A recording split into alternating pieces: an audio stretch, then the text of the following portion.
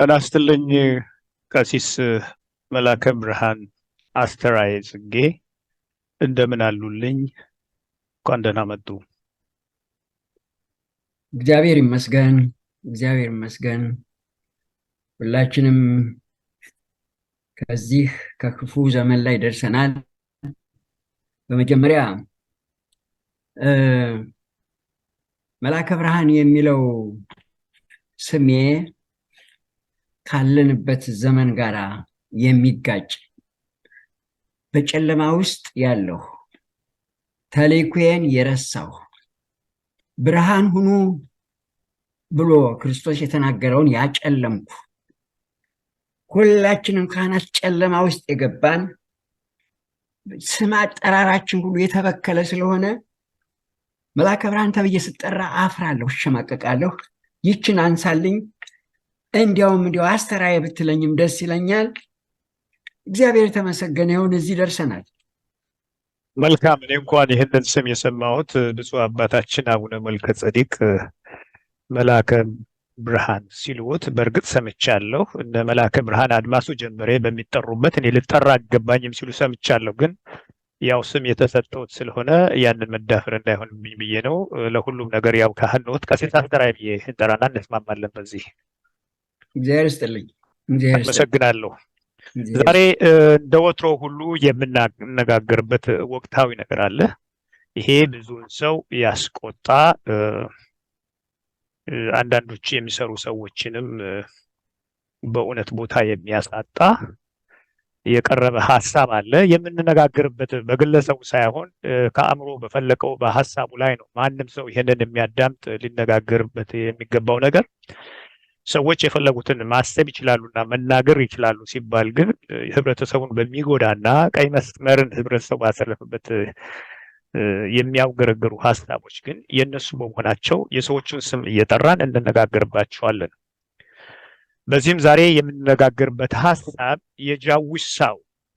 ጃውሳው የሚለው እንግዲህ ዳንኤል ክብረት ራሱ ጃውሳው የሚለውን ሀሳብ የሰጠዋለ እና የጃውሳው ዳንኤል ክብረትን የፋኖ ትርክት ማለትም ፋኖን በእርሱ ትንተና ጃውሳ ብሎ ያቀረበበት መንገድ ከዚህ በፊት እርስዎ ሲያቀርቡት ቀሲስ አስተራየ ጽጌ የፋኖ በትር ጽድቅ ነው ብለዋል። እንዲያውም ከፋኖ በትር ጽድቅ ነው በላይም ደግሞ ቅዱስ ዳዊትም ፋኖ ነበር በሚል በጣም አስደማሚ ጽሑፎችን በዚህ በኢንተርቪው የተነጋገርንባቸውና በቪዲዮዎች ተቀርጸው የሚገኙ ሀሳቦች ናቸው።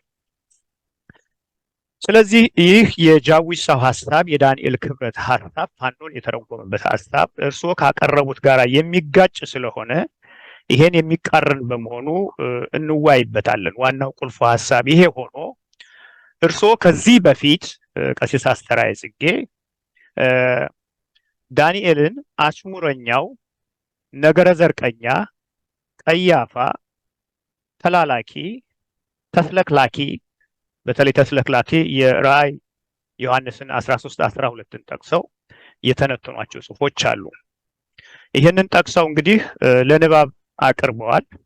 እናም ያኔ እና ያሁኑን ከተናገረው ጋር አያይዘው እንወያይበታለን። ከዛ በፊት ግን ለተመልካችም ለአድማጭም ግልጽ እንዲሆንልን የምናያቸው ነገሮች ይኖሩናል። እነዚህም ነገሮች ይታዩታል። አሁን ከዚህ በፊት እንዳመላከቱት ቀሲስ አስተራየ ይታዩታል። አሁን ይታየኛል። አዎ። ስለዚህ ከዚህ በፊት እርስዎ ይሄውና እዚህ ጋር ተስለክላኪው ዘንዶ ሌላም አውሬ ከምድር ሲወጣ አየሁ በሚል በቤተ ክርስቲያን ላይ በጊዜው ባዩት ነገር ላይ ተመልክተው በተለይም ስንሄድ ስለ ዳንኤል ክብረት እዚህ ላይ ተስለክላኪው ዘንዶ በሚል ተመልካቻችን የሚመለከተው ይሆናል። እዚህ ላይ እነዚህ ነገሮች እርስዎ የጻፏቸውና በህብረተሰብ ውስጥ ለብዙ ጊዜ መነጋገሪያ የሆኑ ነገሮች ናቸው እና ይሄንን በተመለከተ ለምን ይሄን እንደጻፉት በዛን ጊዜና አሁንም ይሄው እዚህ ጋር ይታያል። ተስለክላኪው ዳንኤል ክብረት አንድ ሆኖ አይቼዋለሁ ብለዋል እዚህ ጋር እንደምንመለከተው። እና ይሄንን ጽሑፍ ሲጽፉ እርስዎ በዛ ጊዜ በነበረበት ሰዓት ምን ተሰምቶት ነው ይሄንን ያደረጉበት? ከዘንዶ ጋራስ በምን አገናኙት? ምናልባት ለእርስዎ መነሻ እንዲሆን ባለፈው ጊዜ ሲጽፉ ነገሮችን እዚህ ጋር የምናያቸው ነገሮች ከዚህ በፊላው እርስዎ ባደጉበት አካባቢ በፊላው ስር አንዳንድ ነገሮችን አይተው ከወንድማማቾቹ በዘንዶው ላይ እንዴት አድርገው ዘንዶውን ሊመቱት እንደቻሉ እንዳደረጉት በልጅነቶት ሲተረክ የሰሙትን ነገር ቅኔ ተገጥተው ነው የጻፉት እዛ ላይ የሚያሳየው። እና በምን ምክንያት ነው ያንን ሊጽፉ የቻሉ ስለ ዳንኤል ክብረት? በመጀመሪያ ወንድሜ በጣም በጣም በጣም አመሰግንሃለሁ። እስካሁን ድረስ በሚዲያ እናቅርብህ የሚሉኝ ሁሉ አንዳንድ ነገር ብልጭ ስትልባቸው ሊጠይቁኝ ይሞክራሉ እና እኔ የምጠላው የጻፍኩት ካለ ብዙ የጻፍኩት ስላለ የጻፍኩትን ይዛችሁ በጻፍኩት ላይ ጠይቁኝ። ዝም ብላችሁ ድንገት ክስተት ሲመጣ አትምጡብኝ እያልኩ እከላከላለሁ እና ያን የጻፍኩትን ይዘህ በመምጣትህ በጣም በጣም አመሰግንሃለሁ። በመጀመሪያ በስመ አብ ወወልድ ወመንፈስ ቅዱስ አሃዱ አምላክ ብለን ፈጣሪ ሰማይ ወምድርን እናመሰግናለን በምንሰራው ሁሉ። ነገር ግን ይህ ዘመን በስመ አብ ወወልድ ወመንፈስ ቅዱስ አሃዱ አምላክ ብሎ ሁሉም ነገር ጀምሮ ሐሰት፣ ውሸት፣ ቅጥፈት፣ አስመሳይ ነገር የሚመስለውን ነገር ተናግሮ ስለሚወጣ የሥላሴንም ስም ማርከስ ስለሚመስለኝ በጣም እጠነቀቃለሁ እና እስቲ ይችን ጸሎት እናድርግ። አምላክ ሆይ ሕሊናችንን ከዳሂጽ አንደበታችንን ከዳሂጽ ጠብቅልን። የምንናገረውን ነገር ወጥ ቀጣይ ሆኖ ህዝብ የሚቀበለው ህዝብ የማይታዘበው አንተ ቀጣፊ ትላንት ይህን ብለህ ነበር፣ ዛሬ ደግሞ ይህን ትላለህ፣ ነገ ደግሞ ምን ትል ይሆን የሚል ነገር እንዳይከተለን አንተ ጠብቀን። ከታዛቢ፣ ከተመልካች፣ ከተርጓሚ ሚዛን ውስጥ እንዳንወጣ አንተ ጠብቀን። የምንናገረውን የምናቀርበውን ሁሉ ሀሳብ አንተ አስተካክለህ አርመህ በሚጠቅም መንገድ ለህብረተሰቡ ጆሮ አድርስልን። ስለ ጻድቃን፣ ስለ ሰማዕታት፣ ስለ መላእክት፣ ስለ ቅድስት ድንግል ማርያም ብለህ ጸሎታችን ልመናችንን ተቀበል፣ ዛሬም ዘወትርም ለዘላለሙ አሜን። ከዚህ በኋላ ወደ ጥያቄ ሲሄድ በዚያን ወቅት ልቀበለው የማልችለው አንድ ነገር ሰማሁ እና ያ ተስለክላኪ ዘንዶ ብዬ ያልኩበት የዳንኤል ክብረት ህይወት በጠቅላላ አካሄዱ ሁሉ ተስለክላኪ የቀትር እባብ ተስለክላኪ ዘንዶ ሆኖ አየሁት በዚያን ወቅት። እኔ ዛሬ ያን ጊዜ መቼ እንደሆነ ዓመተ ምሕረቱ ትዝ ይልህ እንደሆነ እኔ አላውቅም። ዓመተ ምሕረቱ ረስቼዋለሁ። በሰኔ 6 2008 ነበር ይሄንን የጻፉት። ስንት ዓመት ሆነው ማለት ነው? በጣም ቆይቷል። ኦኬ። እንግዲህ የዚያን ጊዜ ይህን ስጽፍ ምን ይላል መጽሐፉ? ታቀብ ጊዜሁ ወውቅ ለመሂኩ ወለመሂ ሰናይ ወይ አሉ በሐሰት በእንተ ነፍስከ ሲራክ ነን የሚለው ታቀብ ጊዜሁ፣ የምትናገረው ነገር ሁሉ ጊዜውን እይ፣ ጊዜውን መርምር፣ ጊዜውን ጠብቅ። ክፉም ቢሆን ደግም ቢሆን ልትናገረው የሚገባህን ነገር ያ ጊዜ አምጥቶ ከደፋብህ ፈርተህ ወይም ጥቅም ፈልገህ ወይም ሰው አክብረህ ወይም ደግሞ በይሉኝታ ተይዘህ አታሽረፍርፈው። ወይታርሉ በሐሰት በእንተ ነፍስከ፣ በእንተን ስለ ራስህ ሞራል፣ ስለ ራስህ ህይወት፣ ስለ ራስህ ማንነት ስትል የምትናገረው ነገር አንተን ነገር ጠልቆ ይከስሃል። አንተን ጠልቆ ይከስሃል። ተጠንቀቅ፣ ተጠንቀቅ፣ ተጠንቀቅ እያሉ አባቶች ይናገራሉ። ይህም ብቻ አይደለም። ወበውስተ ሁሉ ነገርከ ተዘከራ ለዳህሪትከ፣ ዛሬ የምትናገረው ነገር እስከ መቃብር ድረስ ይከተልሃል። ወይም ዛሬ የምትናገረው ነገር ወደ ኋላ ተመልሶ አፍህን ከፍተህ መናገር ከጀመርክበት ጊዜ ጀምሮ አንደርድሮ ያስመዝናል። ተጠንቀቅ። የቤተ ክርስቲያን አባቶች የሚናገሩት ይህንን ነው። አሁን ዳንኤል ክብረትን የምንፈትሸው የምንመዝነው በዚህ ነው። በዚያን ወቅት ያሳዝናል። እንዲያውም መጽሐፉ ፊት ያለ አባ ሰረቀ ቆሞስ አባ ሰረቀ ያሳተሙት መጽሐፍ እሱ ያስነሳው ጉድ ነው። ይሄ መጽሐፍ የእሱ ጽሑፍ ምክንያት ነው። እውነትና ንጋት ብለው አባ ሰረቀ ታኅሳስ 2004 ዓመተ ምህረት ሰብስበው አሳተሙት። ይህ መጽሐፍ ሲታተም ቤተ ክህነት የመረቁት አቡነ ጳውሎስ ናቸው። እነ ዶክተር ሐዲስ የሻነው የዩኒቨርሲቲው የቅድስት ሥላሴ ዲን የነበሩት ይህ ስብስብ የቀሲስ አስተራየ ስብስብ ነው፣ የእሱን ስም ነው የሚያነሳው፣ ማሳተሞ መልካም ነው፣ ለመታሰቢያ ግን ይዘነዋል ብሎ ምስክር ሰጡ ሲባል ሰምቻለሁ። ይሄ መጽሐፍ ብዙ ጉድ ሰብስቧል። ታዲያ ይህ የእርሶ ስብስብ ነው ብለው ያምናሉ እርሶ? አዎ፣ በሙሉ ያለው ይሄ እኛ የተጻጻፍንበት እሱ ያስነሳው ጉድ ነው። ልክ ነው። መልካም፣ ይቀጥሉልኝ ወደ እርሱ ወደ ዳንኤል። ምን ተደረገ? በዚያን ወቅት ጋቢ እየለበሰ ውጭ እየወጣ የውስጡን ሲኖዶስና የውጩን ሲኖዶስ ሲያቀጣቅጥ የነበረ ሰውዬ ነው። የናለቃ አያሌውን ቃል እየተጠቀመ እሳቸው ያሉትንም ያላሉትንም እያመጣ ሲደፋ የነበረ ሰው ነው። በዚህን ጊዜ ችግር ሲፈጠር በእኛና በአቡነ ማትያስ መካከል እሱ ራሱ እየጻፈ እሳቸውን እያስፈረመ በተነው። እሳቸውንና ማህበረ ካህናቱን አጋጨ። ካጋጨ በኋላ እንደገና ተመልሶ በሌላ ጊዜ ሰንደቅ የሚባል ጋዜጣና አቡነ ማትያስን አጋጫቸው።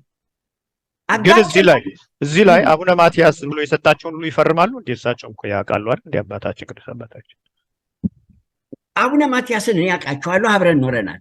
አቡነ ማትያስ የከበባቸው ሰውን ስለሚያምኑ እጥጋቸው ሆኖ ማንም ሰው ከነገራቸው ወደኋላ ይመለሱ። ይሄ ነው አንዱ ችግር እሳቸውን የከተታቸው። መልካም፣ ወደ ቀደመው ነገር እንመለስ። በዚያን ጊዜ እሳቸው የውጭ ጳጳስ ነበሩ፣ የውስጥ ጳጳስ ነበሩ፣ የሲኖዶሱ አባል ናቸው። እሱ ይመላለሳል፣ ያዋጋቸዋል። እሳቸውን የማያምኑበትን አስፈርሞ በተነው። ያ ጽሁፍ ክሪቲካል የሆነ ነገረ መለኮት ያዘለ ከአት አብያተ ክርስቲያናት ጋር የሚያጋጭ ጽሁፍ ነው ያጻፋቸው እሳቸውን። ያን ካጻፈ በኋላ በሰንደቅ ጋዜጣ ችግር ሲነሳ ዞር አለና ከአት አብያተ ክርስቲያናት ጋር አጋጩን ብሎ ራሳቸውን ከሰሳቸው። እንዲያውም የጥንቆላ መጽሐፍ ጻፉ ብሎ ከሰሳቸው። በዚያን ጊዜ እኔ አላስችለኝም። በዚህ ምክንያት ነው ሰለክላካ ዘንዶ ትላንት እንዲህ ብለህ እኛንና እሳቸውን አጋጨህ፣ ዛሬ ደግሞ እሳቸውን ከአት አብያተ ክርስቲያናት። ምን አይነት ሰለክላካ ዘንዶ ነህ? አቅጣጫን እየቀያየርክ የፖለቲካውን ወግ እያየህ ጥቅም እየፈለክ የምትሄድ ምን አይነት የቀጥር እባብ ሰለክላካ ዘንዶ ነህ ብዬ እንድጽፍ የተገደልኩበት በዚህ ምክንያት ነው። መልካም። ያ ወቅት ፖለቲካውም ይዘቱም የተለየ ነበረ። ዳንኤል ክብረት ግን ጠባውን አልለወጠም። አሁንም ሰለክላካ ዘንዶ ነው። ዛሬ ምንድነው አለ የተባለው? እንዲያውም እንቀጥልበታለን፣ ወደ እሱ እንመጣለን። አሁን የሚቀጥለው ወደ እሱ እንመጣበታለን። ቀሲስ፣ በቅድሚያ ዳንኤል ክብረት በፌስቡክ ገጹ ላይ የጻፈውን እናቅርብ። ዛሬ በአማራ ክልል የተፈጠረው ቀውስ የሶስት አካላት ድምር ውጤት ነው። 1 ግብ የሌለው ጃውሳ፣ 2 አቋምና አቅም የሌለው አመራር፣ 3 ባንዳ መግዛት የለመደ የውጭ እጅ። ከህወሓት ጋር በተደረገው ጦርነትን ተከትሎ ሊፈጠሩ የሚችሉ ችግሮችን በተመለከተ ዝርዝር ጥናት ተደርጓል። የሁሉም ክልል አመራሮች በጥናቱ ላይ ተወያይተዋል። ዝርዝር እቅድም ነበረው። ይህ ያሁኑ ሁኔታ ሊከሰት እንደሚችል ጥናቱ በግልጽ አስቀምጦ ነበር።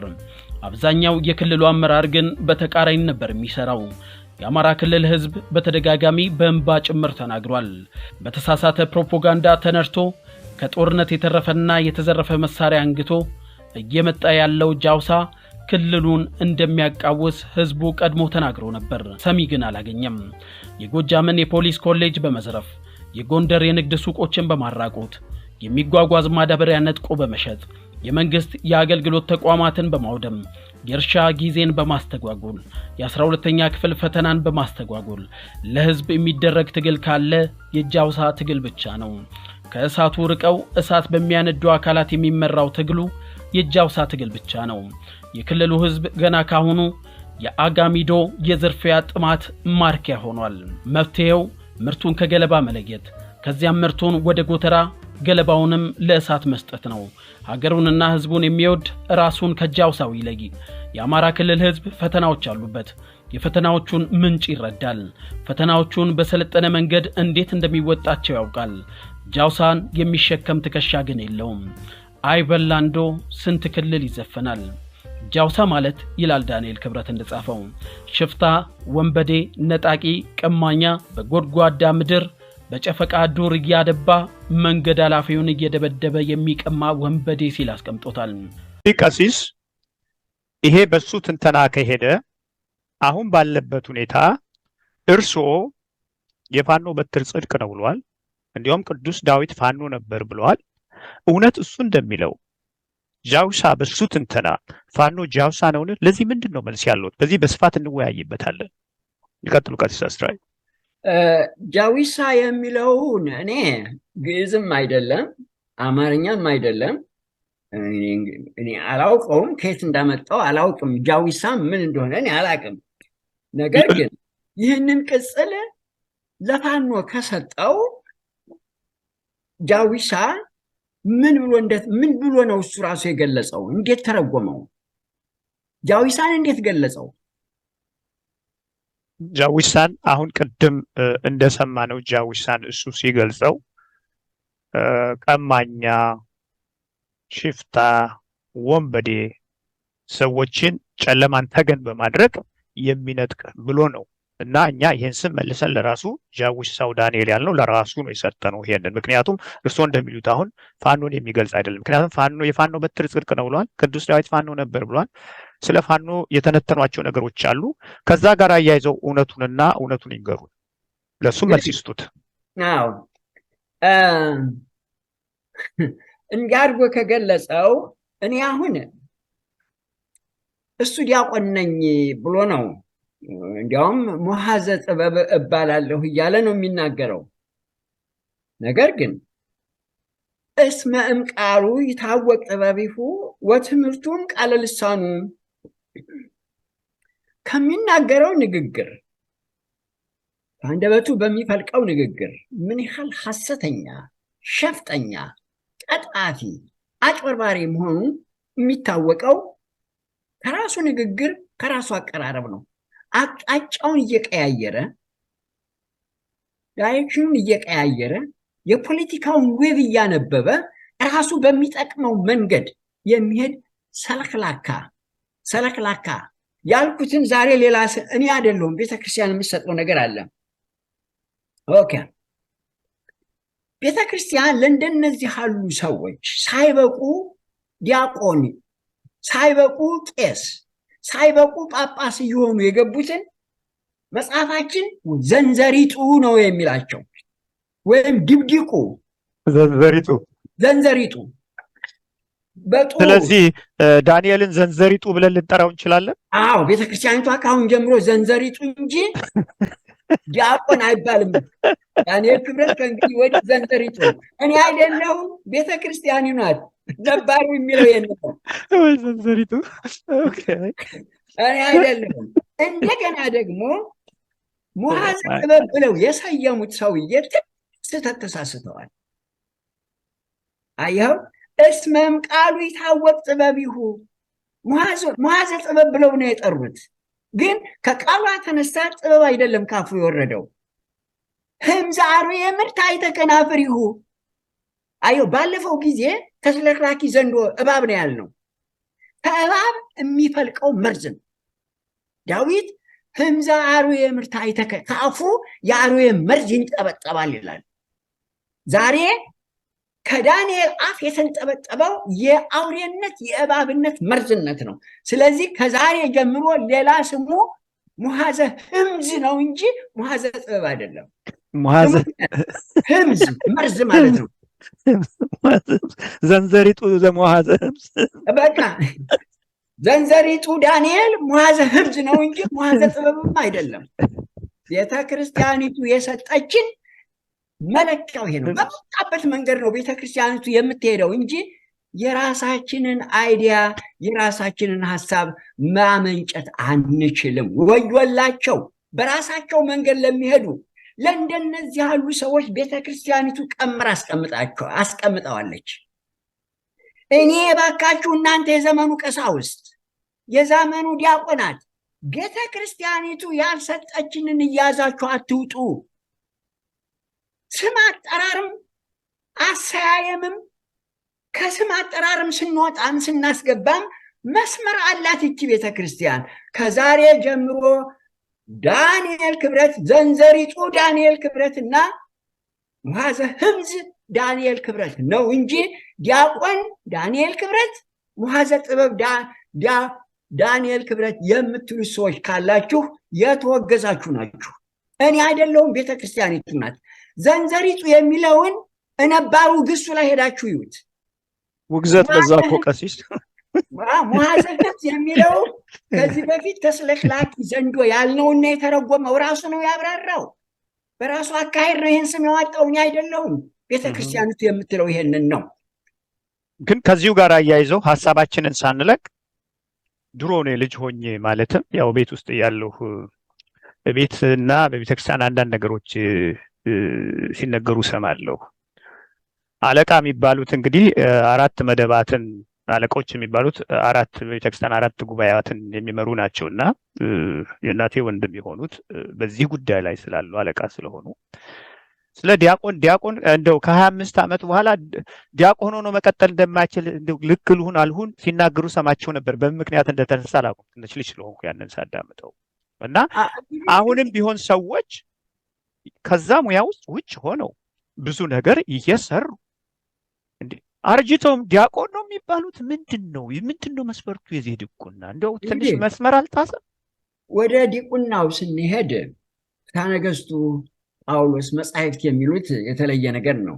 በልጅነት ዲቁናን መቀበል በጣም ጥሩ ነው። አብረው ተቀርጸው ያድጋሉ፣ በመቃብር ቤት ያድጋሉ፣ እዚያው ቤተክርስቲያን በየደብሩ ያድጋሉ። በጣም ጥሩ ነው። ነገር ግን እንደ ዳንኤል ክብረት ከከብት ጋር አድጎ ከፍየል ጋር አድጎ በቤተ ክርስቲያን መቃብር ቤት አልኖረ፣ በቅኔ ቤት በዜማ ቤት እየተቀረጸ ካልመጣ መጨረሻው ይሄ ነው። በዚህ ምክንያት ከሆነ እንዲያውም በዚህ ዘመን መጽሐፉ የሚለው እንደ ዲያቆን ዮሴፍ እዚህ ከዴንቨር ያሉት ዲያቆን ዮሴፍ በገጽ ሲታገሉ የነበሩት እንደገና ናይሮቢ ያለው ዲያቆን ዮሴፍ ከተማ እና እንደነ ፈንታሁን ዋቄ እንደነዚህ ያሉት አሁን አይምሯቸው በስሎ ለምሳሌ አሁን እንደናንተ ያላችሁ መጽሐፉን አንብባችሁ ተረድታችሁ እንደነ እስጢፋኖስ ያሉት በጠቅላላ አሁን በዲቁና መመስረት ያለባቸው አገር መምራት፣ አገር ማስተዳደር፣ መጽሐፍት ያነበቡ የተረዱ የተገነዘቡ ራሳቸውን አሳልፈው የሰጡ። ትዝ ይልሃል እስጢፋኖስ የተማረ ሊቅ ነበር። ነገር ግን ምንድነው የሆነው? ሲገጥመው በጠቅላላ ከሃዲዎች ጉያ ገባ፣ አረመኔዎች ጉያ ገባና ግን ዲያቆን አልነበረም እስጢፋኖስ። እናንተ አረመኔዎች እያለ እነሱን ወደ እሱ ነው ያመጣቸው። በመጨረሻ ሞተ። እስጢፋኖስ ሊቅ ነበር። ታሪኩን ብትንትን አድርጎ ነው ያቀረበው። ሐዋርያት ቁጭ ብለው እራሱ ገባበት መከራው ውስጥ። ዲያቆን ማለት እንደዚያ ነው። አለበለዚያ ግን ዘንዘሪጡ ይባላል። በልጅነት ጥሩ ነው፣ በደብር ድሮ። አሁን ግን ያንን በሌላ ጊዜ እናየዋለን። ለምንድን ነው በህፃንነት በልጅነት ዲቁናውን ቤተክርስቲያኒቱ እንደ ልማድ የተቀበለችው? መከራ ችግር ያመጣብን ነው። ጥሩ ነው፣ እንቀበለዋለን። በሌላ ጊዜ እናየዋለን። ወደ ቀደመው ነገራችን እንመለስ፣ ወደ ዘንዘሪጡ እንመለስ። አሁን እንደነ ዳንኤል ክብረት ያሉት ዘንዘሪጡ ዳንኤል ወዘህምዝ ዳንኤል ያሉት ሰዎች ወደ ቤተ ክርስቲያን ሲገቡ የገቡት የሚፈሰውን ክብር የሚጎርፈውን ገንዘብ ነው እየፈለጉ የገቡት እንጂ ገብቷቸው አይደለም። ቢገባቸው መጀመሪያ ፖለቲካ ውስጥ አይገባም። ለምን ይገባል? እዚያ ውስጥ ምን ለማድረግ? ከገባ በኋላ ቤተ ክርስቲያኒቷን በሚጠቅም መንገድ ልክ እስጢፋኖስ እንዳደረገው እነ አብይን እናንተ ነፍሰ ገዳዮች፣ እነ ጌታቸው ረዳን እናንተ ነፍሰ ገዳዮች በደም የተነከራችሁ ናችሁ፣ ወደ ፍርድ መምጣት አለባችሁ፣ ንስሐ መግባት አለባችሁ፣ ልቀቁ፣ ስልጣኑን ለህዝብ ልቀቁ እያለ መምጣት አለበት እንጂ ከነሱ ጋር ተሰልፎ ለጽድቅ ቆሞ የሚፋለመውን ሳይዘር ሳይቀጥፍ ሳያጭበረብር ለነፃነቱ እየታገለ ያለውን ይህንን ስም ከሰጠ ይሄ ሰው ማን ነው? አመጣጡም ትክክል አይደለም፣ ዘንዘሪጡ ነው። አካሄዱም ዘንዘሪጡ ነው። ከአንደበቱም የሚፈልቀው ህምዝ አረዌ ከእባብ የሚፈልቅ መርዝ ነው። ስለዚህ እሱ እኮ የሚሉኝ አሁን ዘንዘሪጡ ጃዊሳው ዳንኤል በግሉ ሲኖዶስም መንግስት መሆን ነው የቀረው ማለት እኮ ነው። ይህን ሁሉ የሚያደርግ ከሆነ ነገሮችን እንደዛ የሚሰራ ከሆነ ካህናትም ዝም ብለው እሺ የሚሉ ከሆነ እኔ ሌላ ወደ ፐርሰናል የሆነ የግል ህይወት ወይም እንደዛ አይነት ነገር ውስጥ አልገባም። እንደዛ አይነት ነገር አይደለም። ነገር ግን በሰራቸው ስራዎች ይሄ ሰው አሁን መንግስት መሆን ነው የቀረው። የምናውቃቸው ያየናቸው ካስተዳደጉ ጀምሮ የምናውቃቸው ነገሮች አሉ። እሱ አይደለም ለኛ አሁን ነገሩ። አሁን በደረሰበት ነገር የሚሆነውን ነገር ግን የሞራል ጥያቄ ነውና በተነሳበት መንገድ ላይ ያንን ይሄዱበት። እንግዲህ ይሄ ሰው እውነተኛ ክርስቲያን ኦርቶዶክስ ቢሆን ነገሮችን መመልከት ነበረበት። ሲኖዶሱ እና አቡነ ሳዊሮስ እና አቡነ ኤፍሬም ወደ ቤተ መንግስት ሲሄዱ እሱ እዚያ አለ። ልክ እንደ እስጢፋኖስ እዚያ እነሱ ፊት አብይንም እነሱን መገሰጽ ነበረበት። ሆኖ አልተገኘም። አሁን ነበረበት ሆኖ ስላልተገኘና አሁን በተናገራቸው ነገሮች በሚያደርጋቸው ነገረ ዘርቆቹን እርሶም የጠቀሷቸው ብዙ ነገሮች አሉ። ወደዛ የምንመጣበት አሁን እሱ የፋኖ በትር ጽድቅ ነው። ፋኖን በእንደዛ አይነት መልኩ ፈርጆታል። ወይ እርሶ ስህተተኛ ነዎት ወይ ዘንዘሪጡ ስህተተኛ ነው እና ይሄንን ይሄዱበት። እየተናገርኩ ያለሁት ይሄንን ነው። እኔም ሳልሆን ዘንዘሪጡም ሳይሆን መጻሕፍት ምን ይላሉ ነው። ምን ይላሉ? ይሄ ሰውዬ ዘንዘሪጥነቱን ያረጋገጠው ቤተ መንግስት ጳጳሳት ሄደው አብይ ቁጭ ብሎ ላይ ለጳጳሳቱ ኢንስትራክሽን ሲሰጥ እንዲያርጋችሁ ምረጡ ብሎ መመሪያ ሲሰጥ አቡነ ሳዊሮስ የተናገሩትን አትርሱ። እርሰው ትኩረቱን ከሲኖዶሱ ገለል ስላደረጉ ነው ሲኖዶሱ እዚህ ውስጥ የወደቀው እንጂ ትኩረቱን ባያነሱ ኖሮ እዚህ ውስጥ አንወርቅም ነበረ ብለው የቤተ ክርስቲያኑን ቁልፍ የክህነቱን ቁልፍ ለአብይ አስረክበዋል በዚያች ደቂቃ። እና አቡነ ኤፍሬም አብረው የሄዱትም ኤርሚያስ ናቸው። አብረው የሄዱትም አቡነ ሳዊሮስ ይሄን ሲሉ አንዲት ቃል አልተናገሩም። እሱም ወደፊት የምንመጣበት ነገር ልጨርስልን አልተቀበሉ። የሁሉ ሲሆን ዳንኤል ክብረት ይሰማል አለ። ልክ እንደ እስጢፋኖስ እሳት ለብሶ እሳት ጎርሶ ልክ አይደለም፣ እናንተም ልክ አይደላችሁም፣ ቁልፉን ለነፍሰ ገዳዩ ለአብይ መስጠት አትችሉም ማለት ይገባው ነበር። አስተናገደው። ይሄንን አላለም። ግን ጭራሽ ጃዊሳ ብሎ እኮ ወደ ሌላው ህዝብ የሚደርገውን እኮ መርዝ እየረጨ ነው ያለው። አሁን ወደዚያ እየመጣሁ ነው። መልካም። ይህንን አደረገ። ይህን ካደረገ በኋላ አቡነ ሳዊሮስ ሲኖዶሱ በሌለው ስልጣን ቁልፉን ለአብይ አስረክበዋል ለነፍሰ ገዳዩ ብለናል። አሁን እጃቸው ላይ ስልጣን የለም። የቤተ ክርስቲያኑን ቁልፍ ለአብይ ሰጥተዋል። የለም በቤተ ክርስቲያኒቱ ህግ ከዚያን ጊዜ ጀምሮ ጳጳሳቱ ስልጣናቸውን ቁልፉን በአብይ እግር ስር ጥለው ወጥተዋል። በፍጹም። ምክንያቱም ስልጣናቸውን የመረከብ መብትም ስልጣንም ስለሌለው ስልጣናቸውን አልሰጠም። ነገር ግን ያ በሌላ መንገድ ነው ይላል። መልካም። እኔ በዚህ አልስማማም። በእነሱ አካሄድ እግሩ ስር ጥለው ቁልፉን ወጥተዋል። አለቀ በቃ። ምክንያቱም የተቃወመ የለማ።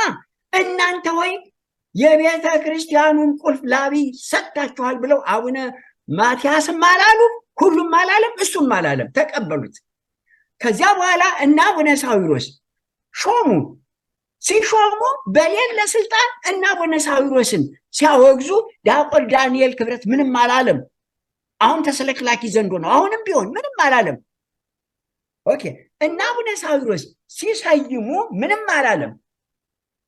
አብሮ ተጉጿል ከነ አብይ ጋር አብሮ እየተስማማ በደመቀበት ነው የሚሄደው። ዛሬ ጃዊሳ ያለውን በዚያን ጊዜ አልተናገራትም። ምክንያቱም ተልእኮ ነበረው ማለት ነው። ኦኬ። እንደገና ያ ሁሉ ሆኖ በትግራይ ያሉት ጳጳሳት ቁልፉን ለጌታቸው ረዳ ሰጥተዋል። እነሱም ክህነት የላቸውም። በሌላቸው ላይ ተሰብስበው ጳጳሳት ሾሙ። በዛ ሰዓት እኮ ያወገዛቸው ሰው የለም፣ የሆኑት ነገር የለም። እስከ ስልጣነ ክህነታቸው ነው ያሉት በትግራይ ያሉት ጳጳሳትም ቢሆኑ ልጨርስ አንዴ ነው ያሉት። ማንም ሰው ግለሰብ ተነስቶ እነሱን የማውገዝ መብትም ስልጣንም የለውም። በሲኖዶሱ ወይም ደግሞ መብትና ሕግ ቤተክርስቲያኑ ሕግ በሚፈቅደው መሰረት ያ ይሆናል። ከሰዎቹ ጋር ተስማሙ ማለት የቤተክርስቲያኗን ቁልፍ ሰጡ ነው የሚሉኝ? አዎ። ምንድን ነው ያሆነው? ጌታቸው ረዳ በስንት ሚሊዮን ነፍስ ቤተክርስቲያኒቱ የምትከሰው በኃጢአት የተጨማለቀ በደም የሰከረ በስንት ክርስቲያን ደም የታጠበ ያሳጠበ የአማራውንም የትግሬውንም የኦርቶዶክስን ሁሉ ደም እንዲፈስ ያስደረገ ነው። እነዚህ ሰዎች ከእሱ ጋር ከተስማሙ ቁልፉን ሰጥተዋል። በእሱ አመራር ነው የሚሄዱት። ስለዚህ ክህነቱ እጃቸው ላይ የለም። እኔ የምለው ቤተክርስቲያኒቷ የምትለውን ነው የምለው፣ ከራሴ ፈጥሬ አይደለም። ክህነቱማ የክርስቶስ ስለሆነ ጌታቸውም ሆነ ሌላ ሰው እጅ ሊሆን አይችልም። ነገር ግን እሱ በሚሉት አካሄድ ቁልፉን ሰጥቷቸዋል እኮ በምድር ያሰራችሁት በሰማይ የታሰረ ይሆን ዘንድ ብሎ ቁልፉን ሰጥቷቸዋል። ያ ቁልፍ እኛም የምንታዘዝላቸው ህዝበ ክርስቲያን የሚታዘዝላቸው ያ ስልጣን እጃቸው ላይ ያለ ብለን ነው። ያ ግን የለም አሁን።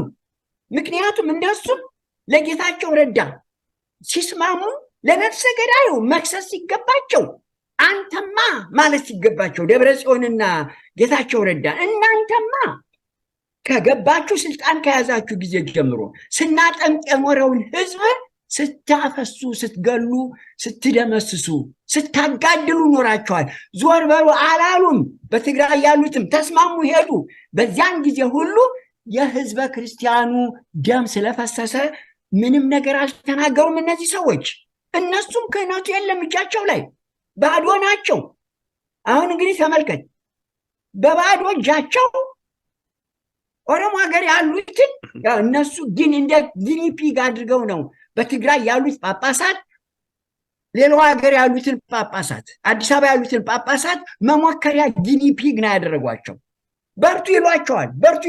ይህንንም የሚያደርጉት ሁለቱ አብይና ጌታቸው ረዳ እየተነጋገሩ እንጂ የነዚህ ጳጳሳት ጭንቅላት ያፈለቀው አይደለም።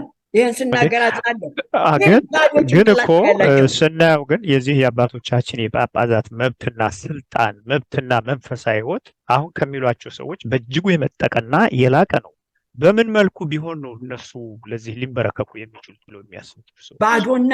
ባዶነት ሲሉ ቅድም እንዳልኩህ የቤተ ክርስቲያኒቷን ተልእኳቸውን፣ ክህነቱን፣ ዲቁናውን፣ ቅስናውን፣ ምንኩስናውን፣ ጵጵስናውን በሚገባ ሳይረዱ የገቡ ሰዎች ናቸው እነዚህ ሁሉ። ስለዚህ ቤተክርስቲያን አላወቋትም። ቤተክርስቲያኗን ያውቋታል የግንዛቤ ችግር ካልሆነ በስተቀር። ነገር ግን ቁልፉ ይሄዷል ብለዋል።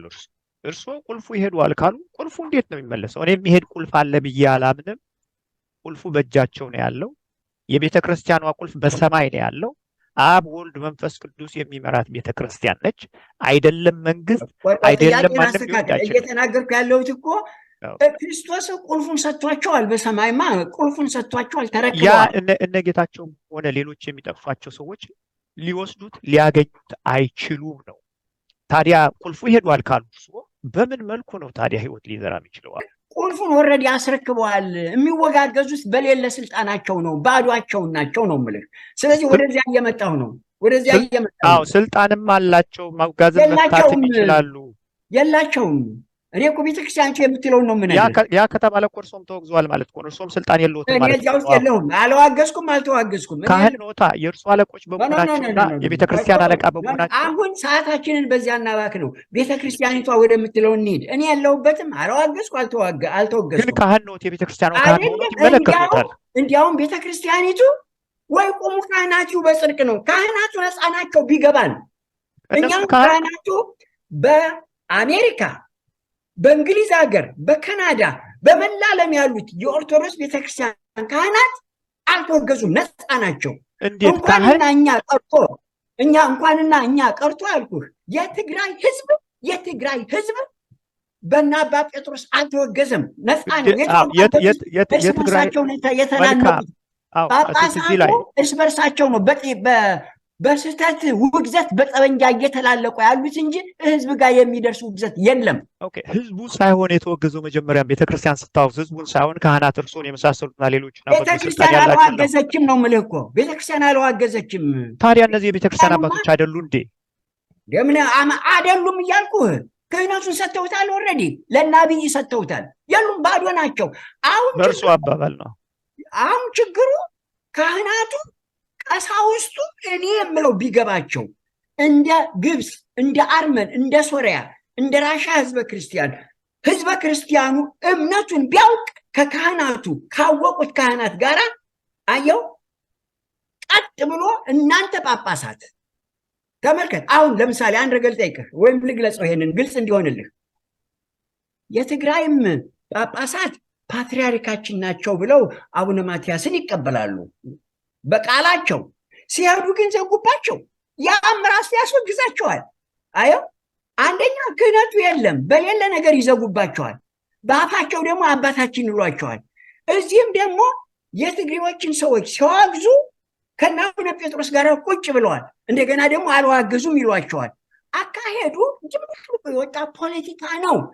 አየው፣ ይቺ ቤተክርስቲያን ይህን ሁሉ ትታዘባለች፣ አትቀበለውም። በጠቅላላ እንዲህ ያለ መንፈስ ቅዱስም የለም። መንፈስ ቅዱስ የሚባል ነገር እዚያ ውስጥ የለም። እንዲህማ ከሆነ እኮ ቅድም በስመ አብ ወወልድ ወመንፈስ ቅዱስ አሐዱ አምላክ ብዬ ለመጀመሪያ የከበደኝ ይሄ ነው። መንፈስ ቅዱስን ዋሾ አደረግ ነው። ውሻ የሚጫወት አይደለም መንፈስ ቅዱስ። አየው፣ መንፈስ ቅዱስ አለ በእነሱ መካከል አለ ካል ከትግራዮች ጋር ነው ወይስ እዚህ ካሉት ጋር ነው? የትኛው ነው? ስለዚህ መንፈስ ቅዱስ የሚመራው አይደለም። ከየመንደሩ የተጠራቀሙ ሰዎች ናቸው ስለሱ እየተደባደቡ ያሉት። ስለዚህ ቤተክርስቲያን አዋገዘች ማለት እኔ አልችልም። እርስ በርሳቸው ተወጋግዘዋል። ቤተክርስቲያንማ እየታዘበች ነው ያለችው። ቤተክርስቲያን ለነፃነቱ፣ ለዘላቂ ህይወቱ፣ ለእውነት፣ ለጽድቅ ከሚታገሉ ሰዎች ጋር ናት ቤተክርስቲያን ያለችው። ምን ይላል መሰለህ? ኢትትካድ በእንተ ጽድቅ ወተጋነይ በእንተ ዘስሕትከ። እንዲያውም ወደኋላ ልመልስህና አቡነ ማትያስ እነዚህ የትግራይ ጳጳሳት ሊወገዙ ሲሉ አልተስማሙም ተባለ። ርዕሳችን እንዳንለቅ የተነሳ አንለቅም። አልተስማሙም ተባለ። አልተስማሙም። ግን አንዲት ወረቀት አወጡ። የወጡት ወረቀት በሽማግሌ ይለቅ፣ ሁላችንም ኃጢአተኞች ነን ይለቃሉ። እነዚህ ጳጳሳት ትክክለኞች ቢሆኑ ኖሮ አባታችን ጥሩ ነው ያሉት፣ ሁላችንም ተሳስተናል፣ በሽማግሌ ይለቅ ካሉ ሽምግልናው በአብይና በጌታቸው ረዳ መሆን የለበትም። በሊቃውንቱ ከአት አብያተ ክርስቲያናት ታዛቢ ተጠይቆ በእነሱ ህብረት ይለቅ ይበሉ ብለው መግፋት ሲገባቸው ሮጦ ሄደው ውግዘት።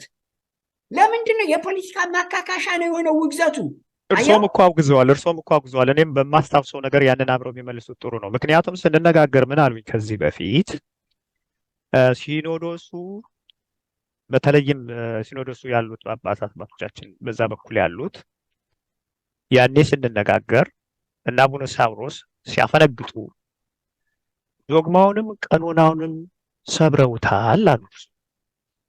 የቤተ ክርስቲያኗ ዶግማና ቀኖና ከፈረሰ ማንም ይሁን ማንም የትም ይሁን የትም የሚመለከተው የቅዱስ ሲኖዶስ ተሰብስቦ ስርዓቱን ህጉን ቀኖናውን ለመመለስና ለማስጠበቅ ማውገዝ የለበትም እያሉኝ ነው። እርሶም እኮ ያንን ብለውታል። ውግዘት አለ። ነገር ግን እና አቡነ ሳዊሮስ ያንን ሲያደርጉ በሌላቸው ስልጣን ነው። አታውቃቸውም እኮ የሉም እኮ። እኔ አሁን ቤተክርስቲያን በምትለው ነው የምልህ።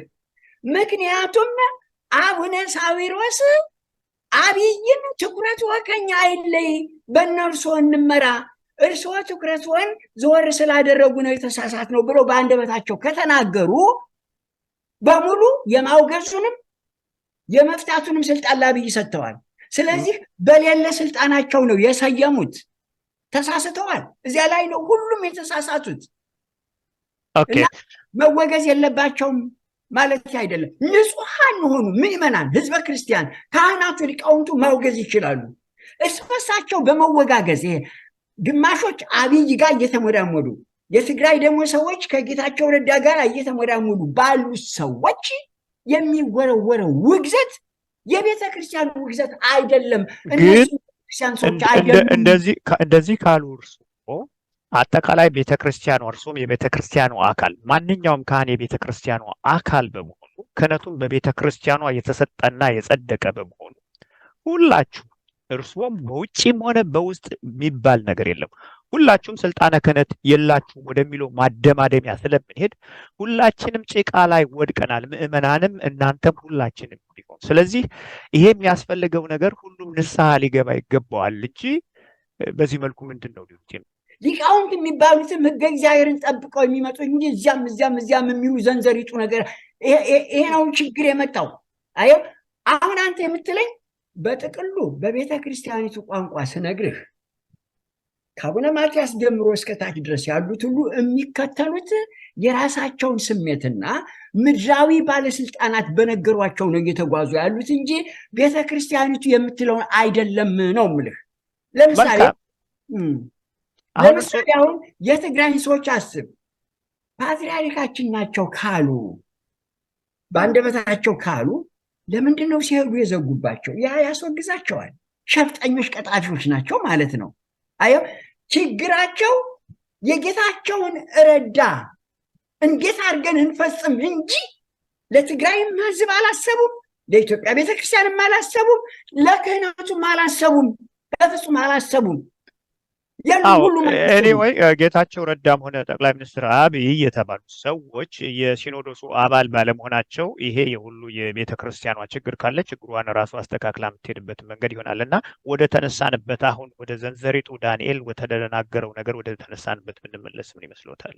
ደህና እሺ እንመለስ። አሁን ዳንኤል ዘንዘሪጡ ዳንኤል የቤተ ክርስቲያን ሰው አይደለም። በጠቅላላ የስም አጠራሩም ሙሐዘ ጥበብ ብለው ያሉት ሰውዬ ያላወቁ የቤተ ክርስቲያን ሰው አልነበሩም። ሙሐዘ ህምዝ ነው ይሄ ሰው። ይሄን የምለው አይደለም፣ ቤተ ክርስቲያን የምትለው ነው። ምንድነው ግብሩን የገለጸው? በጠቅላላ አቅጣጫውን እየቀያየረ አካሄዱን እየቀያየረ አንደበቱን እየቀያየረ የሚሄድ ሰው ቤተ ክርስቲያን ልትቀበሉ አይገባም፣ ክርስቲያን አይደለም። በዚህን ወቅት ሲሆን እሱ እውነተኛ ቢሆን አቡነ ማትያስ የተናገሩትን እዚያች ኑዛዜ እንግባ ንስሐ እንግባ ያሉትን ሌላ ስህተት ሊኖር ይችላል፣ አላቅም፣ በደረሰ ጽሁፍ ነው። ሽማግሌ ይግባበት ብለው ሲሉ ያ ምን አለ ያችን ይዞ አባታችን እኔም ዲያቆን ነኝ እስማማለሁ፣ አብያተ ክርስቲያናት ይጉበት፣ ሊቃውንቱ ይጉበት ማለት ሲገባው ዘንዘሪጥነቱን ለማረጋገጥ ይህንን ቢል ምናልባት ቁልፉ በስህተት የተሰጠው አብይ ጓደኛው ስለሚቀየመው ይወቅም አይወቅም ይሄን ከማለት ይልቅ ተነስቶ ዛሬ ያን ነገር መናገር የመጨረሻ ስህተት ነው። ይሄ ዘንዘሪጡ ሙሐዘ ህምዝ ነው። እኔ ይህንን ከዚህ በፊትም ደግሜ ተናግሬዋለሁ። ዳንኤል ክብረት ወዮለት ከዚህ ቤተክርስቲያን ተጸንሶ ተወልዶ ተጠምቆ ያደገ ከሆነ ይህች ቤተክርስቲያን እስከ መጨረሻ ድረስ ትፋረደዋለች። የደም አፍሳሾች ክራይ ሁሉ እጁ ላይ እየፈሰሰ ነው። ሙሐዘ ደም ነው አሁን እሱ የሆነው፣ ሙሐዘ መርገም ነው የሆነው። ዳንኤል ክብረት ፋኖን ከዳር እስከ ዳር ተንቀሳቅሶ እንደምንሰማው እናቶች፣ አባቶች፣ ህፃናት ተሰልፈው እያለቁ እያሉ እነዚህን ሌላ ስም ሰጥቶ ከመጣ ይሄ ሰውዬ ማን ትለዋለህ? ምን ትለዋለህ? ከመጣ ሳይሆን መጥቷል፣ ጃዊሳ ብሏል። ይህንን በትክክል ሊያጠሩትና ሊያስተካክሉት ይገባል ወይ በትክክለኛው። ምክንያቱም የፋኖ በትር ጽድቅ ነው ብለዋል። ቅድም ተናግሬዋለሁ። እንዲያውም አልፈው መጥቆም ወደ ላይ ደግሞ ከቅዱስ ዳዊት ጋር ቅዱስ ዳዊትም ፋኖ ነበር ለህፃነት የሚያደርገውን ነገር ብለው ተናግረዋል። ፋኖን እርሶ ገልጸውታል። ፋኖን እንዴት ነው የሚገልጹት? ጃዊሳ ነው እንዴ ፋኖ? ምንድን ነው ፋኖ? እንግዲህ ጃዊሳ የሚባለውን ነገር እኔ የራሱ ነው እሱ ደግሜ አላውቀውም። እሱ ራሱ እንዳመጣ ይተርጉመው። ነገር ግን በግብሩ ባካሄዱ ዘንዘሪጡ ዳንኤል ክብረት፣ ሙሐዘ ህምዝ ዳንኤል ክብረት ምንድን ነው የዚህ ሰውዬ ፍጻሜው? ከዚች ቤተክርስቲያን ጋር ከኢትዮጵያ ህዝብ ጋር ያለው ግንኙነት ምንድን ነው? ይሄ እጅግ በጣም የሚያሳዝን፣ በምን ጊዜ እንደተፈጠረ ምን አይነት ሰው እንደሆነ እኔ በእውነት እና አቡነ መልከጼዴቅ አልቅሰውበት አዝነውበት እንባ አፍሰውበት ሄደዋል። እና አቡነ መልከጼዴቅ ብቻ አይደለም፣ መጋቤ ብሉይ ሰይፈ በሱ አልቅሰዋል። መጋቤ ብሉይ ሰይፈ ብቻ አይደለም፣ አቡነ ጳውሎስም በዚህ ሰው አልቅሰዋል። እንዴት ነው ሊያለቅሱ የቻሉት? እኛ ጋር በተፈጠረው ነገር እያመጣ ሲነሰንስ አንተ አቁም፣ የዓለሙያ ገብተህ አትዳክር። እንዲያውም በአቶ መለሰ በኩል እንደተናገሩት ነው የሰማሁት። እጃችሁን አቁሙ ብለው አቶ መለሰ ተናግረዋል። በማያገባህ ነገር ገብተህ የምታደርገውን ነገር አቁም ብለው ገስጸውታል። ይሄ እኔ አውቃለሁ የገባሁበት ስለሆነ። ምክንያቱም የዚህ መጽሐፍ በእጄ ላይ ያለው መጽሐፍ ዊትነስ ነው። አባ ሰረቀም ይህንን አይክዱም፣ ይመሰክሩታል። በዚህ ላይ እንስማማለን። ይህ የዚህ መጽሐፍ መነሻ ዳንኤል ነው። ታሪክ እኮ እየሰጠሁ እየነገርኩህ ነው። የማትስማሙት ታዲያ በምንድን ነው የማትስማሙት? በምንድን ነው? በዚህ መጽሐፍ ከተስማማችሁ ሊያስማማችሁ የሚችለው ምንድን ነው? ከአባ ሰረቀ ጋር ኦኬ። እኔ ደሜ ቢፈስ ዘመዶቼ ቢያልቁ በጠቅላላ ቢያልቁ ኢትዮጵያን ትፏት አልልም። እንዲያውም ከኢትዮጵያ ፊት እንሙት ነው የምለው። መልካም።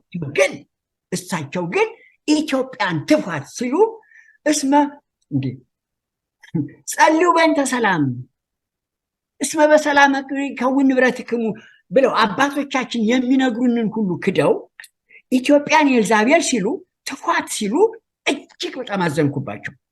እጅግ በጣም በጣም በጣም አዘንኩባቸው። ታዲያ እንደሚቀርቧቸው ደውሎ መንገር አልነበረቦትም? እርሶ ተቀራረባላችሁ? ጽፌ ልኬላችኋለሁ። ተነቧል፣ ደርሷቸዋል። በማልቀሳቸው ህዝቡ በማለቁ በመጮሁ እኔም ዛሬ እያመመኝ ነው። በእኔና በሳቸው ያለው ልዩነት ኢትዮጵያን ትፏት፣ ኢትዮጵያ ኤልዛቤት ናት፣ ከኢትዮጵያ ቤተክርስቲያን ተቆርጫለሁ አልልም። እስከ ሞት ድረስ የናልም። በዚህ ምክንያት አዝኛለሁ። ገና በዚህ ንስሐ እስከ መጨረሻ ድረስ መቼ እንደሚወጡት አላቅም። የትግራይ ህዝብም ወደፊት በዚህ ቃላቸው ይፈረዳቸዋል። አለበለዚያ ግን ባለቀሱት ልቅሶ ባነቡት እንባ እኔ እጋራቸዋለሁ። ህዝቡ አልቋል፣ ህዝቡ ሞቷል፣ ህዝቡ ተቀጥቅጧል። በማን? በራሱ በጌታቸው ረዳ። የእሳቸውም ስህተት ከጌታቸው ረዳ ጋር በመሰለፋቸውና ጌታቸው ረዳና እነ ደብረ ጽዮን ሳያወግዙ አብይን ብቻ በማውገዛቸው ነው። የዛሬ 4 ዓመት የጀመረውን ደም ማፍሰስ ብቻ ነው የሌላውን ውሃ አደረጉት። አብረው ሲሰሩ ኖረው እንዲህ አማራውንና ኦርቶዶክሱን ሰበር ነው ከሚለው ጋር አብረው ሲሰሩ ኖርዋል። አንዲትን ቃል አልተናገሩ። አማራው ስብራት ሲደርስ፣ ኦርቶዶክሱ ስብራት ሲደርስ ትግሬው በሙሉ ተሰብሯል። ተመልከት። በዚያን ጊዜ አማራው ተሰብሯል፣ የተጠመቀው ሁሉ ተሰብሯል። የሁሉ ሲሆን ዝም ብለው ነው የያዙት ራሳቸው ላይ እስኪመጣ ድረስ። አሁን ራሳቸው ላይ ሲመጣ እንደ በርበሬ ያቃጠላቸውና ኢትዮጵያን ትፏት፣ ከኢትዮጵያ ቤተክርስቲያን ተገንጥለናል። ይሄ በጣም በጣም በጣም ምንም ትውልድ የሚቀይረውም ነገር አለ። በዚህ እለያቸዋለሁ። ማንም ሰው ሀሳቡን መግለጽ ይችላል። አገር ላይ ወገን ላይ ኢትዮጵያ ላይ ሲመጣ ግን ምንም ነገር የምንወዳድ ምንም ነገር የለም። ምንም የምንስማማበት አንድ ላይ የምንሄድበትም ነገር አይደለም።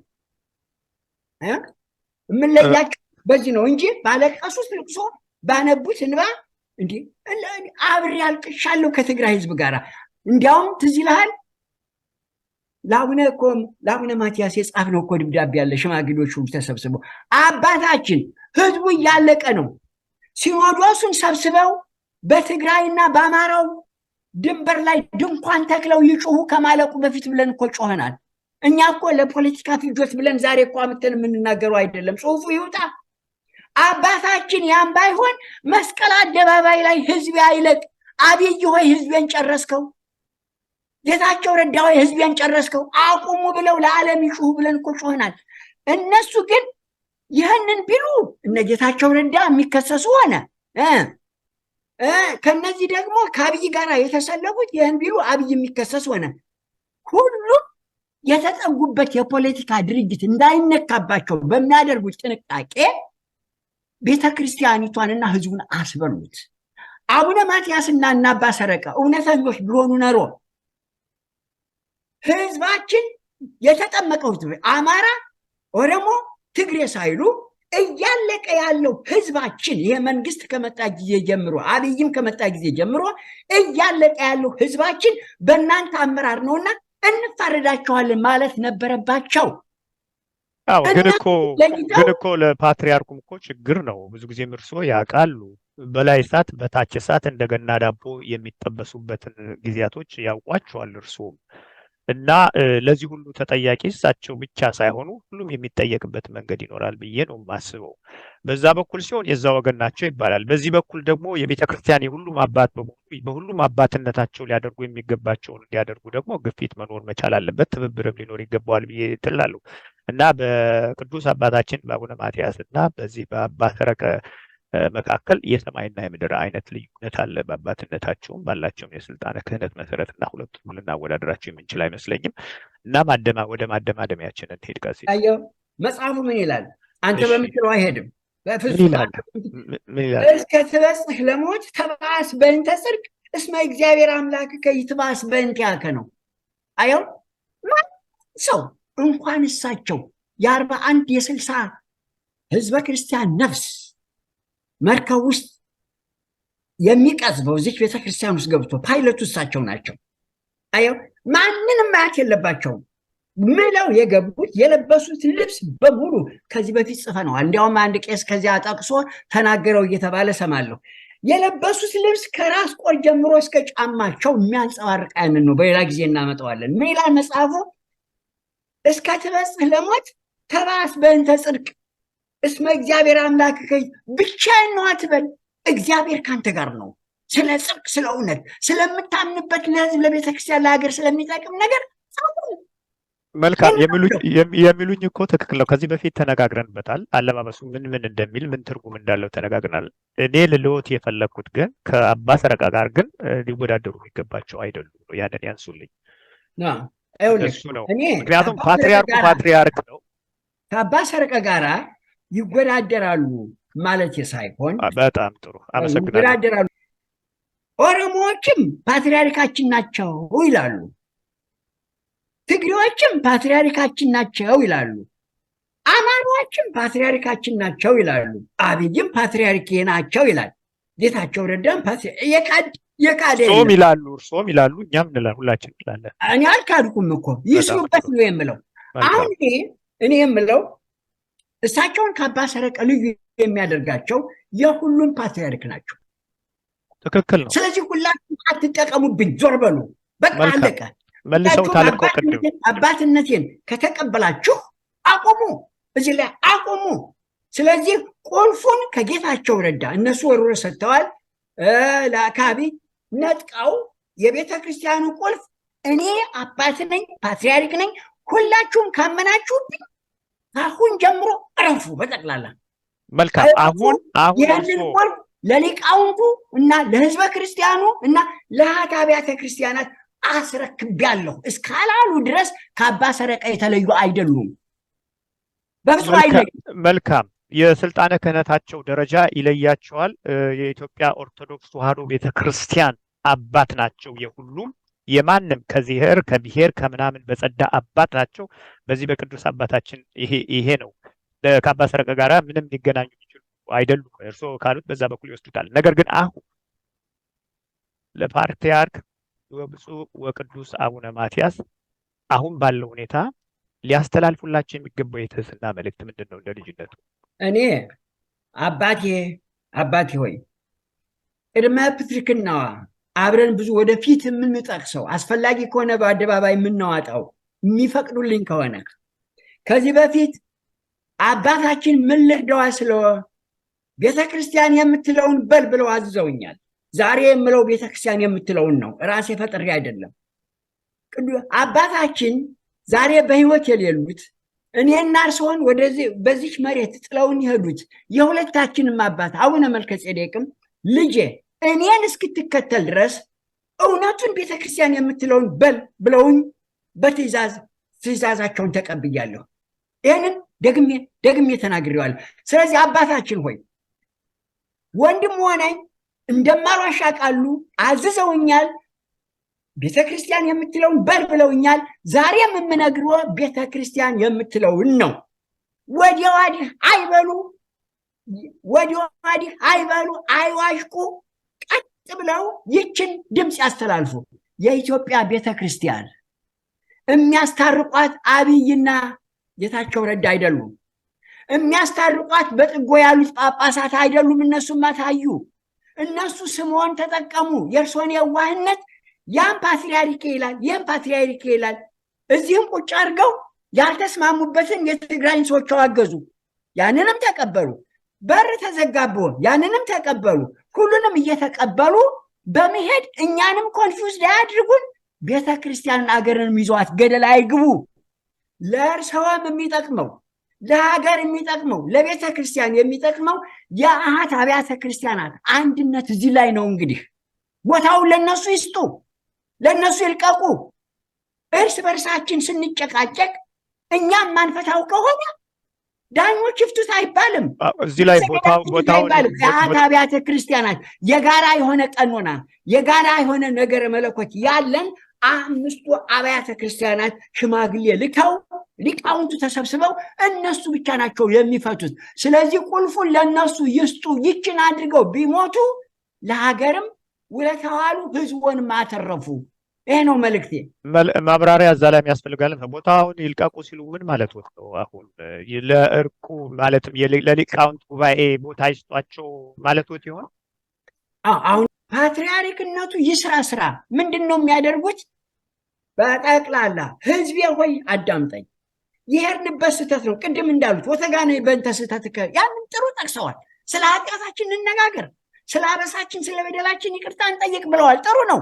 ይሄ ጥሩ። አንድ አባት አንድ ካህሊ ነው የሚገኝ። ተጋነ በእንተ ጽድቅከ ነው፣ በእንተ ኃጢአትከ ወተጋነ በእንተ ኃጢአትከ፣ ስለ ራስህ ኃጢአት ራስን ተሟገት ነው የሚለው መጽሐፉ። ያንን ለሲኖዶስ አባላት ጥሪ አቅርበዋል። ራሳችን ስለ ኃጢአታችን እንነጋገር፣ ንስሐ እንግባ፣ ነገር ግን ሌላ ሽማግሌ ይግባበት ብለዋል። ጥሩ ነው የመጡበት። አሁን ይችን ወደ ላይ ያውጧት ነው የምለው እኔ። አባታችን የአሃት አብያተ ክርስቲያናት ጥቅሙ እዚህ ላይ ነው። እኛ መፍታት ካልቻል፣ በናሽናል ደረጃ መፍታት ካልቻል፣ የአሃት አብያተ ክርስቲያናት በቀኖና በነገረ መለኮት አንድ ነን። የምንለየው በዜማው ነው። የምንለየው በዜማው፣ በባህል፣ በቋንቋ፣ በጂኦግራፊ ነው። የቀረው ግን አንድ ነን። እንነጻጽራለን፣ እንጠባበቃለን። አሃት አብያተ ክርስቲያን አሃት የምንላቸው ነው። እነሱ ይምጡ፣ ይግቡበት፣ ሊቃውንቱ ይግቡበት፣ ህዝበ ክርስቲያኑ ሽማግሌ መርጦ ይግባበት። የተናገሩት ትክክል ነው፣ ወደዚህ ያውጡት። ያችን ካደረጉ ቢፈልጉ ይመንኑ፣ እንዲሁ ቢፈልጉም በበነጋው ነፍሶ ትውጣ። ያን ማለት እንጂ ይልቀቁ፣ ቦታውን ይልቀቁ ማለት አይደለም። ይችን ያውጇት። ፋኖ ጃውሳ ነው። በሱ ትርጓሜ ምንድን ነው የሚሉት? እርስዎ የፋኖ በትር ጽድቅ ነው ብለዋል። ይሄን እንዲሉና እንድናደማድመው ፈልጋለሁ። እኔ አሁንም ብያለሁ፣ ከራሴ አንቅቼ የምናገረው ነገር የለም። ረዳንዳንት አይሁን እንጂ ጃዊሳ የሚለውን ትርጉም እሱ ባለው ከሆነ ራሱ ጃዊሳ ነው። ግን በቤተ ክርስቲያኒቱ ቋንቋ ዘንዘሪጡ ነው፣ ዘንዘሪጡ ዲያቆን ዘንዘሪጡ ዳንኤል ክብረት እና ሙሐዘ ህምዝ ዳንኤል ክብረት ቀድሞ ከጻፉት ጋር የተቆላለፈ ነገር ነው። እኔ ተዘከራለ ትላንትና የተናገርኩትን የፈለገው ነገር ቢሆን ሪካንት አላደርገውም። ቤተክርስቲያኒቱ እንደነዚህ ያሉትን ሳይመስሉ የገቡትን ዲያቆናት ዘንዘሪጡ ነው የምትላቸው። እኔ ከቤተክርስቲያኒቱ ውጭ ሌላ ስም ልሰጠው አልችልም። አንድ ሁለተኛ ሙሐዘ ጥበብም አይባልም። እንደዚህ ያለ ሰው እኔ የዛሬ ስንት ዓመት ሰለክላካ ዘንዶ ካልኩት ያንን ነው የምተረጉመው። ህምዛሩ የምርታ የተከናፍ አርዌ ከምድር ሲወጣ ቅድም በተጻፈው ላይ ከምድር አውሬ ሲወጣ አየሁ። ራዕየ ዮሐንስ ዳንኤል ክብረትን በዚያ ገለጽኩ። ዛሬ ግን ህምዛሩ የምድር ታይተከናፍሪሁ ዳዊት ነው የተናገረው። እኔ መጻሕፍት የሚናገሩትን ነው የምናገረው። መልካም ዳንኤል እውነተኛ እባብ ከዚህ በፊት የተናገርነውን የገለጸ የተረጎመ ዘንዘሪጡ ሙሐዘ ህምዝ ነው ዳንኤል። ቤተክርስቲያኒቷ የምትለው ይሄንን ነው። ከዚህ ውጭ ሌላ ቋንቋ ባገኝ ደስ ባለኝ በገለጽ። መልካም። ነገር ግን ከዚህ ውጭ እሱ ለፋኖ የሰጠው ትርጉም ጃዊሳ የሚለውን እርስዎ ደግሞ ለፋኖ የፋኖ በትር ጽድቅ ነው ብለዋል። ከዚህ አያይዘው ይንገሩት እስቲ። ለዳንኤል ነው ዘንዘሪጡማ ብለውታል። ይሄንን እርሶ ቤተክርስቲያኗ የምትለውን ከሆነ ቤተክርስቲያን የምትለውን እውነተኛ ነገርኛ እንቀበላለን። ነገር ግን አሁን ምንድነው እርሶ ከተናገሩት ደግሞ ጃዊሳ ብሎ ፋኖን ሲተረጉመው እርሶ ደግሞ ፋኖን የፋኖ በትር ጽድቅ ነህ ብለውታል። ፋኖ የነጻነት አርበኛ ነህ ብለውታል። የነጻነት አርበኛ ነው። ከዛ ጋር እንዴት አድርገው ነው ለዳንኤል መልስ ቢሰጡት? አሁን ስለፋኖ ኦኬ ጽድቅና እባብ ሐሰትና እውነት አንድ ላይ አይሄዱም። ትዝ ይልሃል እዚያ በጻፍኩት ጽሑፍ ላይ ሁለት ሰዎች አንድ ላይ ሲሄዱ አንዱ ታጥቋል፣ አንዱ አልታጠቀም። ባልታጠቀው ሰውዬ ላይ ዘንዶ ተጠመጠመ። የታጠቀው ሰው ተቸገረ። ጥይት አለ ምን አለ ደርቦ መምታት ስላስቸገረው ሁለቱም ዘንዶውም ለመዋጥ በሰውየው ላይ ስለተፈተለ ለጊዜው ግር አለው። ለመዋጥ አፉን አላቆ ሊውጠው ሲል አፈሙዙን በዘንዶ አፍ አንተርሶ ጭንቅላቱን በተነ። ያን ጊዜ ገላገለው። አሁን ችግራችን ጃዊሳ ያልከው አንተ ዳንኤል ክብረት ዘንዘሪጡ ሁሉ ቤተክርስቲያኒቱ ተጠምጥሞባታል። ይህንን እየሰማ ቤተክርስቲያኒቷን ተጠምጥሞ ይዟታል። ስለዚህ አሁን እኔ የምለው ለሊቃውንቱ ለቀሳውስቱ እባካችሁ ያ ቆለኛ አርበኛ ተጠንቅቆ እባቡ አፍ ውስጥ ጥይቱን ከቶ እባቡንና ሰውየው እንዳላቀቀ ለቤተ ክርስቲያኒቱ ተጠንቅቀን ዘንዘሪጡን እንለየው። በዘንዘሪጡ ስር ያለውን መልእክቴ ለቀሳውስቱ፣ ለካህናቱ፣ ለህዝበ ክርስቲያን ነው። አሁን የዚያ የቆለኛ ጥበብ ቤተ ክርስቲያኒቱ ትጠብቃለች። እርስዎ እዛ ላይ እኮ ያንን ጽሑፍ ሲጽፉት ልጅ ሆነው በመንገድ ላይ ሲሄዱ ሲነጋገሩ የሰሙትንና ወንድሙን ለማጥረፍ ደርበው እንዳይመታው አፈሙዙን በሚያመች አፉ ውስጥ አድርጎ ጭንቅላቱን እንደበጠነው ሁሉ አሁን ለዳንኤል ለጃዊሳው ሐሳብ ዘንዘሪጡ ላሉት አፉ ውስጥ የሚከቱለት ምንድን ነው ወይ ቃላት? እሱን ነው እንግዲህ ዘንዘሪጡ ዳንኤል ሙሐዘ ህምዝ ዳንኤል ግን በከፈትክ ቁጥር ቤተክርስቲያን የምትለውን እንደባሩድ አድርጌ አፍ ውስጥ እለቅብሃለሁ። አሁን ያንን እየለቀኩበት ነው። እኔ ብቻ አይደለሁም እነ ተስፋሁን እነ ፈንታሁን ዋቄ እነ ዲያቆን ዮሴፍ ከተማ በውጭም በውስጥም ያላችሁ የኢትዮጵያ ቤተክርስቲያን ልጆች ተመልከቱ። ይሄ ምሳሌ ለእናንተ ጭምር ነው። ቤተክርስቲያኑን ተጠምጥሞ ይዟታል ዘንዶ አውሬ፣ ህምዝ የሚተፋ አውሬ። አሁን የምንናገረው ይህች ጥንታዊት ቤተክርስቲያን ታሪኳን ጠብቀን በእነ ዳንኤል ክብረት ቤተክርስቲያኒቱን አንለካት። የፕሮቴስታንት አማኞች ወይ እባካችሁ ይጥን ቤተክርስቲያን አሁን በተዝረከረክን ዘንዘሪጡ ሁሉ አትለኳት። ይቺ ቅድስት ቤተክርስቲያን የምትለካበት መለኪያ አላት። ዲያቆን ብሎ ስለጠራ ዲያቆን አይደለም ዘንዘሪጡ ነው። ከዛሬ ጀምሮ ዲያቆን ብላችሁ አትጥሩብን አይደለም። ሙሐዘ ጥበብም አትበሉት፣ ሙሐዘ ህምዝ ነው። ይሄ መጽሐፍ ቅዱስን የምታነቡት ሁሉ ተረዱኝ። ስለዚህ ከዛሬ ጀምሮ ዳንኤል ክብረት ወይ አንተ ዘንዘሪጡ ነህ፣ አንተ ሙሐዘ ህምዝ ነህ። መርዝ ነው ካፍህ የሚወጣው። ከዛሬ ጀምሮ ዘንዘሪጡ ዳንኤል ሙዓዘ ህምዝ ዳንኤል ነህ። እንደዚህ ብላችሁ ጓደኞቹ አትጥሩት። ስም አጠራሩ ተለውጧል። እኔ አይደለሁም በእኔ አንደበት ተነገረ እንጂ ቤተክርስቲያኒቱ ነው ይህን የምትናገረው።